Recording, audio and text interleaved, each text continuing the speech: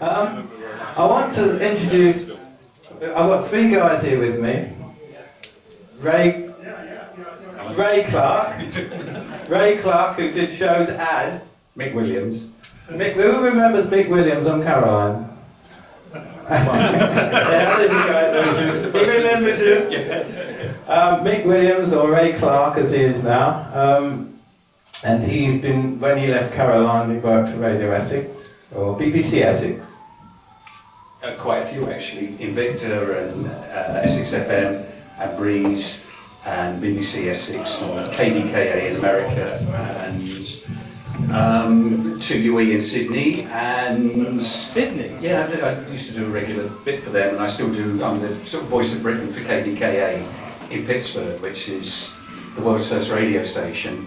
And that came about via the internet. We put a message up on what you call now a message board, I suppose, saying radio station in the UK was looking for a station in America to talk to. And we had half a dozen responses, but one email was from a guy called Fred Honsberger from KDKA. And he said, we want somebody to talk to us about mad cow disease and Princess Di's cellulite. So that tells you how long ago it was. And I thought, well, I can do that. And since then, I've been a regular on KDKA. Is there any connection between Princess Diana and mad cows? I don't know. I really wouldn't like to say.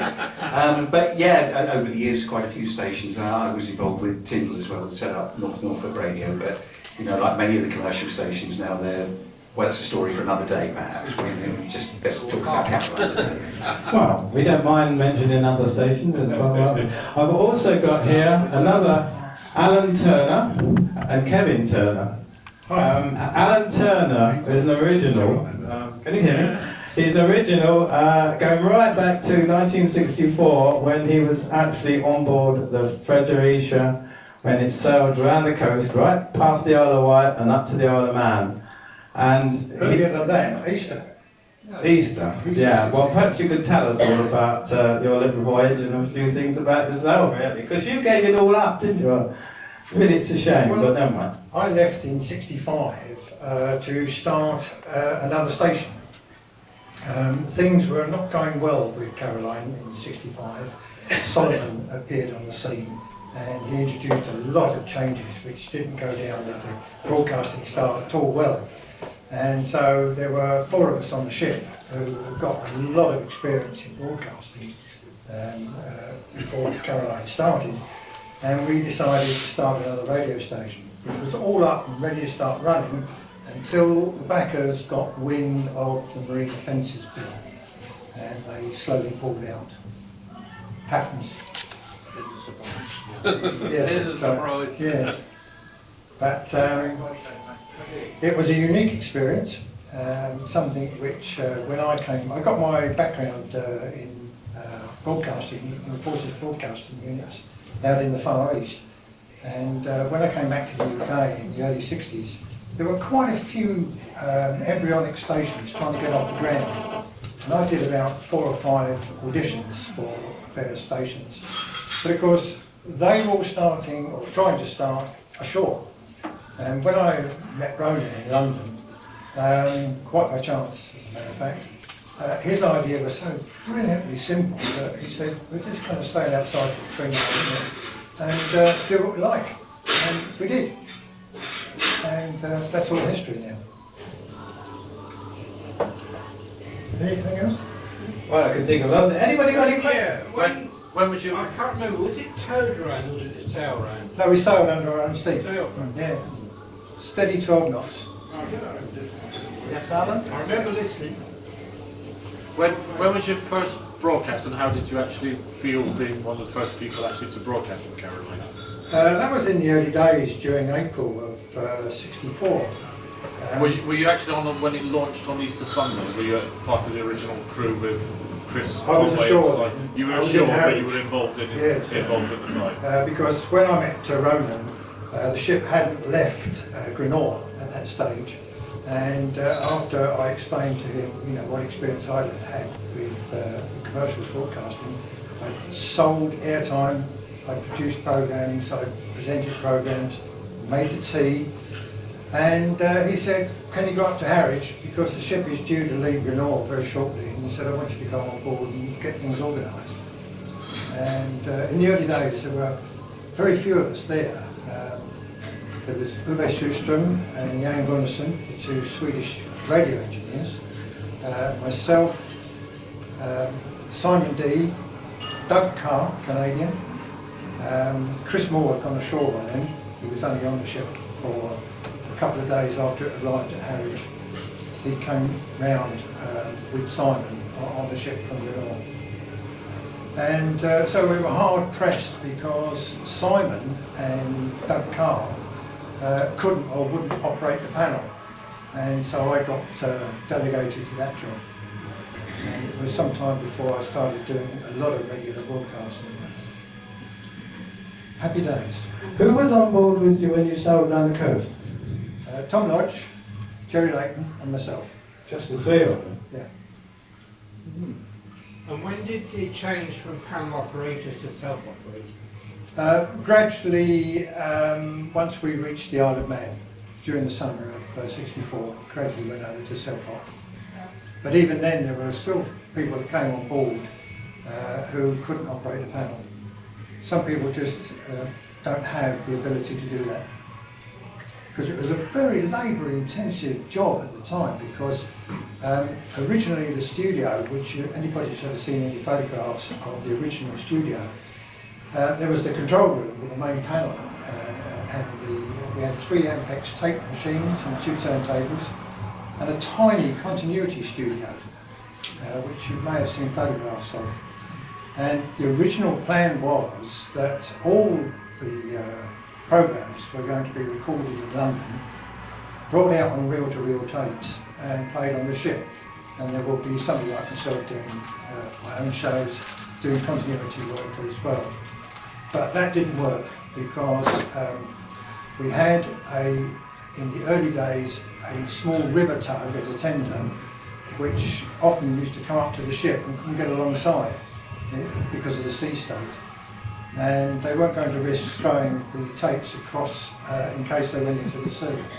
So we quickly sent messages back to London. And there's another thing you have to remember, that we had no contact with the shore at that time, because within a few days of us starting, the British government had turned off the ship-to-shore radio. They would only accept emergency calls from the ship. So we didn't know what was going on ashore. We knew the signal was leaving the ship because we had we fitted up an oscilloscope in the studio to make sure that the signal was actually leaving the ship. But we didn't know if there was one person listening or, 200 or 300. And one of the first things that they did organise at head office was to get an audience, some audience research figures. And it was about 5 or 6 weeks after we started, somebody came out to the ship and said, you guys better sit down, we've got some news for you. And somebody muttered under their breath, I think we're all going to get fired. Because we had no idea if anybody was actually listening, you see. And long before the days of personal computers and mobile phones. And he said, you've got in excess of 6 million listeners. 6 million listeners, a couple of dozen might have done, but to try and comprehend what 6 million listeners represented. And think again, back in those days, there was no direct advertising about Radio Caroline. So that must have been generated almost purely by word of mouth. Amazing. And interestingly, after we got to Ramsey, in I think it was about August of '64, not counting the population of Southern Ireland, we had in excess of 24 million listeners. It was a staggering number of people, about half the then population. When you arrived on the Isle of Man, people say that the response from the island was quite cool and reserved to start with before they really warmed up to you. Is that how you perceived that? Yes, a lot of people couldn't understand why this sort of the centre of the universe is suddenly anchored in Ramsey Bay. You see. It was quite an amazing thing when you think about it. It was very provincial, very rural. And the biggest thing that happened was the motorcycle races. It's always happened on the Isle of Man. And of course the tourism industry. And because of Caroline, the tourism industry absolutely skyrocketed. And when we used to come ashore in Ramsey on the tender, when the crews changed over, the crowds of people on the quayside was unbelievable. It was also Post Office Box 6, Ramsey Isle of Man, was the busiest post office box in the UK. Any questions? Are you going to write a book? Well, I suppose I could do, but of course bits of me have appeared in all sorts of books. Talking about books, we have to explain. Ray's bought a quantity of these books along. He's going to, if you buy them, he's going to sign them for you. So it's not so much me, it's Albert and Georgina, because they're all Caroline books, so yeah, it'll all go to a well, course. all this stuff, it goes to the cause, really. And Ray's got his book over there, which will all go to the same cause. So if you want to, after we finish this, there's a lot about your life on board the ship. Well, no, the thought came, this came after the Dutch Radio Day about 2 or 3 years ago, and I'd come back from Amsterdam and met up with a lot of good friends, and I was lucky enough over the years to know a lot of people from the 60s and the 70s and the 80s, and I'd interviewed many of them. And I went to Lakeside to catch up with another mate of mine that worked on the radio, and I got there earlier than he did. And if you're a fella, there's only 3 places at Lakeside you go to. You go to Dixon's, and then you go to the Apple shop, and then you go to Waterstones, and that's it. And I went round Waterstones, and I thought, there's no books here about radio, and even more importantly, there's none about Caroline. And then I thought, well, actually, I've interviewed an awful lot of people that know the story, and I knew quite a bit as well from my connections over the years. So I just fired off a few emails to publishers, and I'd heard these stories that publishers saying, yeah, you can never get a book published.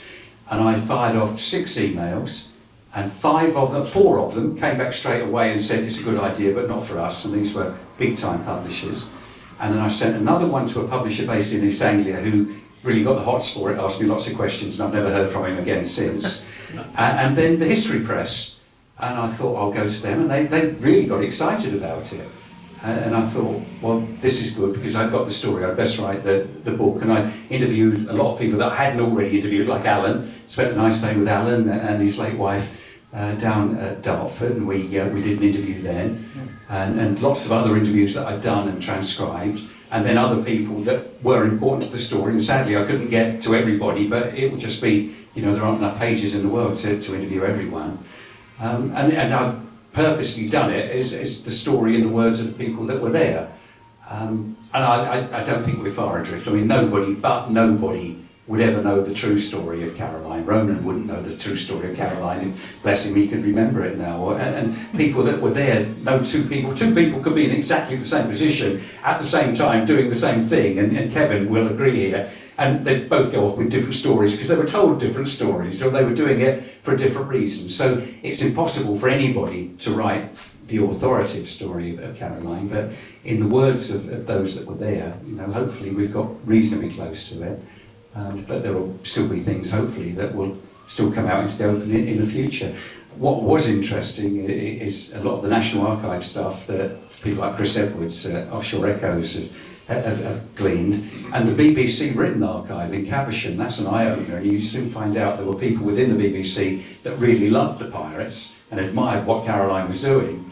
And those that, anger, they would spit flames at them if they could. They really, really, really hated what Caroline and the pirates were doing. Fortunately, I think, and surprisingly perhaps, from what I'd seen from a lot of the memos, there were more people that were in favour than were against. But as an example, and perhaps one day they'll get published, I've got copies of some. When Caroline first started, and when Alan was out there, somebody within the BBC was writing down a list of all the advertisers. Now, I don't know what they were going to do with them, but through that you can find out who the first advertisers were. Well, the first advertiser was the Essex Constabulary. They weren't on the list. But it's amazing what is out there still yet to find. As Roland said, Albert and Georgina, God bless them, are flogging the books for Caroline, and I'll happily sign any this evening to you or whoever. But from my position, I was the anorak. I fell in love with it on Easter Monday, 1964, when I was 9. I went out as an anorak on countless occasions out to the Mia Amiga with Albert and Georgina, sometimes with other boats, even less seaworthy than Albert's. You wouldn't have thought that was possible, but and in fact, through friends, I got to know Chicago, who invited me out to the ship, and then the ship sank. So the radio audience escaped because I could have been playing records in the 70s. And then again, I went out in the 80s half a dozen times and got to know various people, including Kevin here. And in all honesty, I went out to Caroline because it was a dream and something I wanted to do. And I really didn't think I was good enough to get another gig out of it. Caroline invited me back, but I couldn't get out. But somebody was looking after me because that would have meant I'd been out there when the mast fell down. So thank you, whoever made the sea so rough that I couldn't get out there. But then I ended up with a 30-year career afterwards, and that was never my intention. But I've been immensely proud of having worked for Caroline ever since. And what's that phrase you keep using in your advert? The phrase you keep saying next. Oh, I don't know. I can't remember that. Never mind. I know I used to remember. It used to finish all the programmes for the last 3 hours. I've been Mick Williams. I'll be Mick Williams again tomorrow. Yeah, that's it. But as soon as I got into land-based stuff, I used my own name. But yeah, I was just one of the lucky ones in just living the dream. And Caroline has always been special to me, as it is to you guys as well. And I just wrote the book because it seemed that somebody ought to. And there will be other books. I'm sure there'll probably be better books in the years to come. But I hope we've sort of more or less done the story. So there's plenty in the corner over the table. Ray's going to go and sign them in a minute. We've mentioned Kevin a few times. I think most of you know Kevin because he's been here before a few times and helps quite a bit now in setting up this meeting. Well, I'm very lucky in that a couple of years ago I left British Forces Broadcasting and I'm now semi-retired, so it means I have a lot of time on my hands to be able to come down and enjoy meetings like this. And since November have been back on Caroline, which I thoroughly enjoy. It's after how many years? 27 was it? Chris Pearson, I'm a little bit narked with him. He came back to us a couple of weekends ago and he managed to beat the gap. He was away for 30 years and I could only manage 27. But it's lovely to have Chris back on board. Hopefully in the next few weeks and months you'll hear a few more names that you might remember from the past. But listening to Ray there a moment ago, it reminds me that whilst they were busy writing down lots of stuff about Caroline in the 60s, and we know that in the 70s they were monitoring the station and sometimes pursuing prosecutions, I wonder if you've realised, as actually we only did in the car coming down here tonight, this is of course 2015. Well, 30 years ago, that was 1985. What were they busy doing in 1985? Eurosiege. Now, it's going to be really interesting, I think, to see, under the 30-year rule, all these government documents finally seeing the light of day as to exactly how much money they were spending trying to shut down Caroline and later at the time. So hopefully by the end of the year, who knows, there might be another book in it for somebody or other, and we may finally unearth what I suspect will be a horrendous amount that the government decided to try and spend to shut down offshore radio. Very interesting to see that. And Kevin is on every Saturday morning at the early hours, 6 o'clock. He gets out of bed early. Yes, I don't quite understand this. When Peter Moore asked me to come back and do Saturday breakfast, the original plan was to do the show that Dave Richards had just vacated, which was 7 until 9. And then he said, I'm very keen to get on the air before the other lot. So whilst everybody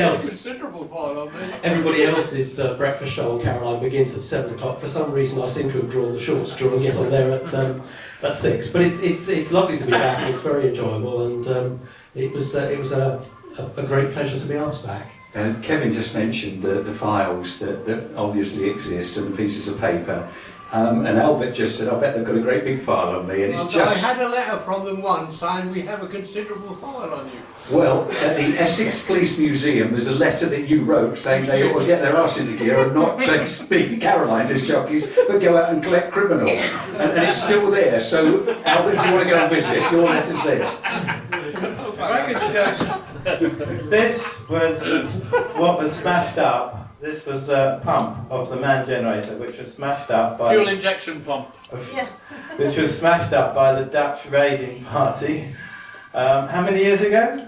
Were you on board then? No, that was 89. 89, August 89. If anybody wants to bid for that, the price, if not, I will pay for it myself. I had a look at it earlier. I can tell you it's still got the original seal on it there, which is still intact. And there is also, I think around the other side, there's the plate, which is tells you that it was manufactured by Bosch, and I think it's got a serial number on it as well. So absolutely the genuine article. I only recognised it because it's yellow, and to me the generators were yellow, and that's what I remember about them. And they were nice warm places to go and dry your clothes. But they did make some electricity as well. So that is up, if anybody wants to make an offer for that. We've also got behind me here a genuine Ross Revenge life ring, which again, if somebody wants to make a bid, make money on it, but if anybody wants to make a bid on that, come up and see me. I'll be coming round to sell raffle tickets in a minute and collect any more fivers for the buffet. All the money goes towards Ross Revenge for the restoration work and paint and generators and things that we bought within this group. Albert's got a nice selection of things here which goes to Caroline Sales. So if you want anything, please spend your money freely tonight so that we can make a bit of money for the ship. In front of me there's a DAT receiver that we got off the ship. If you've got DAT tapes, we've got the remote control, we've got the instruction booklet, so again you can make an offer for that. So yeah, see me afterwards. You'll be signing your book. Perhaps, I hope that this gentleman's going to be also joining. I can't say too much, but I hope he does, because it'd be nice to hear you doing programmes again. Been a bit difficult trying to get you, listen to you, or down this way from Essex, but fingers crossed. How many years will it have been for you, Ray, since you were there? It was 87, was it? Yeah, so 20, what year is it now? I've retired, so 2015. 2015, is it? What day is it? Where am I? And do you remember, like I do? Remember what? I don't remember anything. I remember being driven in a Volvo by Cosmic, as he was called, who was our shore coordinator, for want of a better expression. And we collected you from, was it a roundabout on the A12? There's a bit that I put in the book, and I got this clandestine telephone call from, well, it was a coded message. Hello, do you know where I'm calling from? And I thought, well, only one organisation is crazy enough to start that way. And I said, yeah, I think so. Yeah, Saturday. It's going to be Saturday, car park of the Army and Navy. Yeah, all right. But he rung off. So Chelmsford, the Army and Navy car park, 8 o'clock. I got there at 7:30, about 9:30. I heard the car coming before I saw it. It was a clapped out Volvo estate. That's the one. It was down on its back axle with boxes and records and all the rest of it. It had got Cosmic, who if you haven't seen photographs of him or didn't remember him or didn't know him, looked like anybody called Cosmic would look. With the moustache and with the denim jacket and the long curly hair and all the rest of it. He looked like a spy. Then Captain Keith, who was a really nice laid-back guy from Bristol with a Bristol accent, but he had hair down to his waist, and he was in a boiler suit. And then Kevin here, dressed not quite in a suit, but he was the smartest man in Chelmsford that morning. He had his hair a little more in those days, and neatly manicured or whatever you do with hair, and his jacket. He looked smart. So I got into this car with my suitcase. We got to Felixstowe to get on the ferry, and as we went onto the ferry with the clapped out car with a big cloud of smoke, with records, with boxes, with half a ship in the back of it, Cosmic, Captain Keith, Pete and me, Cosmic turned around and said, "Try not to look conspicuous." I mean, we couldn't have looked more conspicuous. And then we were walking around the ship, going round it, I remember, and I could picture it into the restaurant. And we were dressed in this way. We must have looked like an American TV situation comedy. And we had cases with us and all the rest of it. And then when we got to the other end, we took the back road, I think, to Dunkirk. And I remember it took about 26 hours, 36 hours to get back to a position, because I live on the Essex coast. So it took 36 hours via Felixstowe, Zeebrugge, Dunkirk and back again to get 18 miles away from where I started off the day before. Crazy days. Well, we could go on for all night doing this actually, but I want to leave you to have a chat amongst yourselves. If you've got any questions about the ship, anything about the ship at all that we can answer? I was on board all the week before last for nearly a week. Got home at 5 o'clock in the morning when the birds were singing when I was parking the car on Friday. Any questions? I know that we're hoping to do tours this summer. So if things go well, we get insurance cover. We can perhaps be able to take some of you out on tours of the ship. We have a boat now which has been put into, which has got to have some work done on it. Hopefully that will be done ready, but it just depends. But insurance cover is the thing that we've got to get, and as soon as that arrives, and we can go ahead with some tours and take you on board. It's looking quite smart actually now. We've been painting funnels and those guys, and we've got a guy here, Steve Dack, who's worked quite a bit on the ship. Who else we got here? That's Mandy. She's on another station, but we won't mention that. Or was it Radio Seagull? Radio Seagull. Well, we did offshore last year too. Yes, they did. Well, we'll have to try and get you and the other guy together. That, Yeah, he wrote to me today. Oh, did he? Oh, yeah, he's been in touch. Hopefully in June. He's not well. I know. But I can't wait to get out again and do some more work on the Ross. Because I haven't seen it since it's been out at sea again. No. No. It sounds like you don't... Mandy's done a lot of work on the Ross as well, and In the done past, scraping and painting. Yeah, I worked on those ladders that help you get on. That's right. And then you're on Friday afternoons and Sunday nights. Am I? Hello. Oh, sorry. Stand up, Sean. Yeah, hello. Steve Anthony. Oh, it's him. Yeah, Sunday nights at 6. I wasn't on last week. Well, I was, but I wasn't, if you see what I mean. He wasn't very well. And last Friday I couldn't actually do because I had this filthy cold thing. And I might start coughing in a minute, so I have to stop. But yeah, that's me. And I haven't been back to the Ross since July, I have to confess. You'll have to come back with us. Yes. Are you going Saturday? I can't, I've got to go to a wedding. So I've always got an excuse. But it's true. The wedding. The Ross is Yeah. more I'm trying to get out there for Easter actually, but I'm not quite sure that's going to come off. So we'll see. But there you are. But, and get some fuel. That used to be a problem in the old days, didn't it? Well, in the words Running on of, empty. in the words of, in the words of our boss, you know, you don't need diesel because generators run on LA, Roland. LA, baby. Yeah, but yeah, so that's the plan. But such there ever is a plan. You came last time in November. I did. And so some of you have already met him. Yes. That's why you got left at the beginning of this. I think that's my cue to sit down. Thanks. And no, it's all right. You was actually on the Ross when it moved round from Tilbury out to the Blackwater, and you took the photographs. Yes, I did. Yeah, I mean, I may have told this story last time, so stop me if I did. But There's a few different people here. it was an amazing day, I have to say. It was all touch and go whether we get out of Tilbury, but we did. And well, the rest is history now, really. But the thing I learned that day was the power of Facebook. And great fun, just plugging those things out onto Facebook. And the responses were just amazing. I couldn't keep up with it. And without going on too much about it, the last photo I put up ended up being seen by about 18,500 people, which I found quite incredible. And that's the photo that seems to appear in lots of places, like calendars and phone apps and all sorts of things now. But there we are. I'm not on royalties, so there you go. That's life. But no, I haven't been back since then, and I'm very much ashamed to say that. But I shall get back there because I know she's been in good hands, and a lot of good work's been done. A man called Tony Haggis has been out there quite a lot, doing a lot of good things. So when we get those trips running in the summer, should be a sight for sore eyes. I'm going to hand you back to this guy now. We've also got Alan over here. No, Alan. No, that's another Alan. Alan. Have they got any news on the ship that you can give? I mean, if you've got any questions, Alan's our kind of techie. You know more about the ship than I did, Mark. I've been on it twice since I've been on it 5 times. And I've been there 2 weekends since July last year. As Roland says, this summer we're looking to have it open.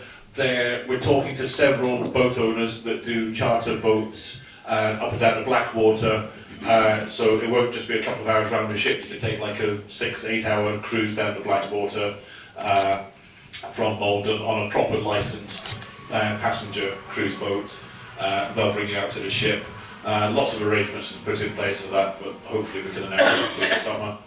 Be a good day out. Malden is a really interesting town to go to, as Mandy will testify. A lot of history and historic place. Nice, not a seaside resort, but it's on the head of a river. but it's very historic. It was one of the earliest fishing ports in the country, going back to about, I don't know, 1100 AD or something, and that thing. So it's just even spending half a day in Malden itself would be an interesting one. If you could go to the Ross Revenge on the same day, even better.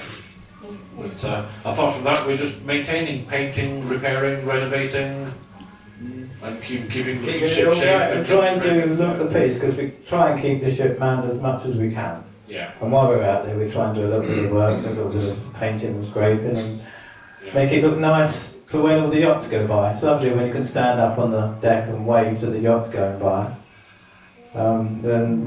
Back in September, there was a lot of yachts went past us. Yeah. It was really nice seeing them. It's better to see a yacht go past the porthole from the galley than to see the buildings in Tilbury Dock. Yes. Yeah. I guess you have to get used to all the scenery moving, because you get the ship moving back and forward, so everything goes... Well, the ship's doing about 8 knots all the time. You there? You don't realise it is, because it's going... When you look out the porthole, you see the sea going past, and we're actually moving into the tide, doing about 7 or 8 knots. Yeah. We actually look as though we're moving, so if you want to use your imagination, you can think you're on a cruise. Yeah. Sorry about the funny noises, it's Too many phones. too many phones around here. Have I got everything? Have I mentioned everybody? Yeah, if anybody wants to make any bids or anything, I want to say thank you to these gentlemen for coming a long way, and thank you, you've come a long way as well, all the way from sunny Kent and sunny Essex. It's called Day Release. Day Release. We've actually fully booked the hotel, I believe, in the village, so it's going to be a good breakfast going in there in the morning, 8:30 breakfast. So they'll all be together in their breakfast in the morning. I won't be there. But yeah, thanks both of you, all of you for coming, and hopefully you can both come back sometime in the future and tell us a few more stories, because it's really interesting to hear some of these stories of the ship days and the days back in 1964 when I was a wee toddler. It would definitely be good if we have the ship open to visitors over the summer, to have some big names from the past actually on the ship to tell stories of what it was like when it was out at sea. Because the vast majority of us who are doing tour guides on the ship nowadays were never on it out at sea, so we're trying to explain what life was like. Yeah, I know, it's difficult trying to imagine it and tell people. The stories you get from people, where did you stick a ship out in the sea to play music? We've got stations all over the dome now. The youngsters today don't realise the way it was done, so you get quite a lot of questions. I can remember I think it was 1999 when we were on Southend Pier, and there was a French couple, stood there looking at the ship with all these aerials and wires on it kind of thing. And I said to them, come on board with legendary Radio Caroline, come and have a look around the ship. And these couple sort of looked at each other, talked in French to each other, and then they turned to me and said, you have a radio station on a ship? And I said, yeah, this is the world famous Radio Caroline. And they said, you play music as you sail down the river? That's a German accent. Is that and they said, you play some music as you sail down the river? And I said, yes, we're a pirate radio station. And they said, that is strange, and walked away. I can tell you a quick story now, because Alan said to me one day, I was on Tilbury Docks, there was this young lady, a Brazilian girl, quite good looking actually, and she wanted to tour the ship, so I said, okay, Alan said, yeah, go ahead. Now you remember her? Oh yes, I do. The Brazilian girl. Yes, I do know. And so I gave her a tour of the ship, and I said to her, what's your interest in? Where'd you come from? She's some Brazilian town, and I said, why are you kind of interested in Radio Caroline? She said, my parents listen to it all the time, and they're so amazed that I'm actually on board the Radio Caroline ship. That's amazing. They're listening in Brazil. And I gave her a tour, and she took a selfie, one of the first ever selfies of her standing underneath on the gangplank, and I ended up on a Brazilian website. But it's amazing where it goes. I was in the studio one day, in the actual land-based studio, and there was an email came in for a request that couldn't be further away unless it was on the moon.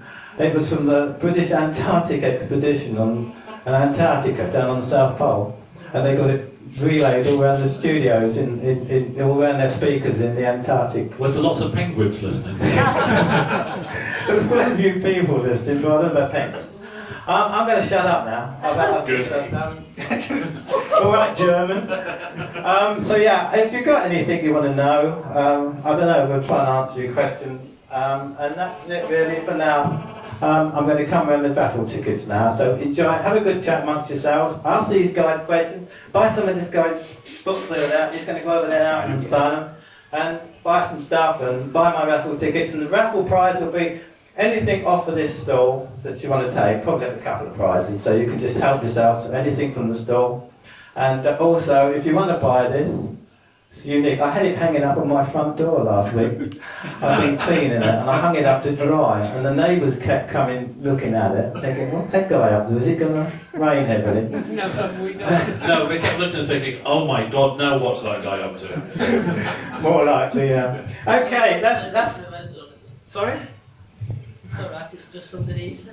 Is there anything else before we go? That's it then. Well, I expect he thought we was going to get floods again.